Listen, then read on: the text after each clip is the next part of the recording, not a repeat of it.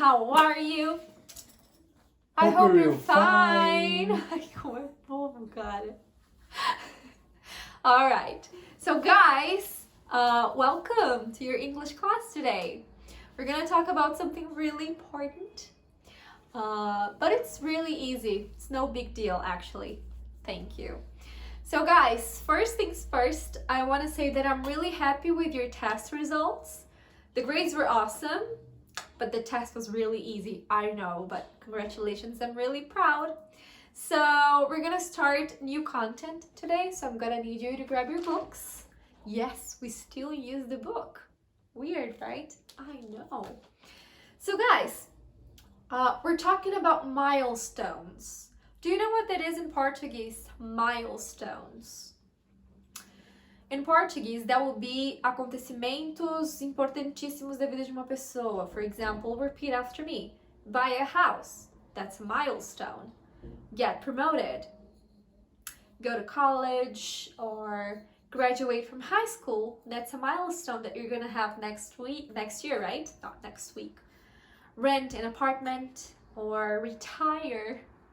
Can you imagine like being retired? Yes. Start a career. That's a very good milestone. Get married. And start school. Those are very simple but important milestones in the life of a person. And we're gonna talk about something that's really, really important, and it's our grammar focus today. So if you could open your books to page 121, you're gonna see the grammar box, and we're gonna talk about will, may, and might. When to use them, how to use them, what do they mean, all right? So let's get started with the the easiest one, right? Which is the verb will. Guys, the verb will is going to be used to talk about predictions for the future. So, for example, I think we'll travel next year. I think I will get married next year. Or, I think I'll graduate from high school next year. It's a prediction because we see now what we want to happen, what it's possibly going to happen in the future, right?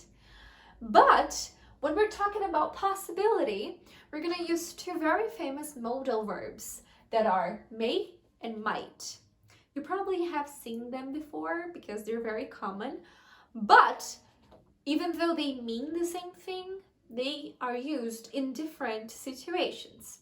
So for example here, I'm not sure, but I may work next year. Não tenho certeza, mas pode ser que eu trabalhe ano que vem. It's a possibility, right? Oh, it may rain tomorrow. Pode ser que chova amanhã, right? And then we have might over here that I can say, ooh, she might buy a pet. She's lonely, so she might buy a pet. She just broke up with her boyfriend. So this in Portuguese would be like, ela é capaz de comprar um animal de estimação. Pode ser que ela compre. So both may and might mean possibility.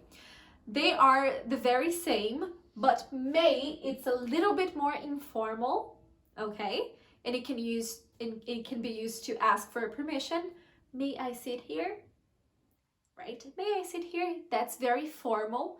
But when we're comparing may and might, may is more informal. And might is a little bit more polite, all right? So in Portuguese, we could say may could mean pode ser que algo aconteça, and might é capaz que algo aconteça, right? So that's the very slight and simple difference between the two of them, okay? But just remember, will is going to be used for predictions, may and might are going to be used for future possibilities, right? So guys, see, it's super simple. You have some activities on your book, and also you have an activity to hand in next week.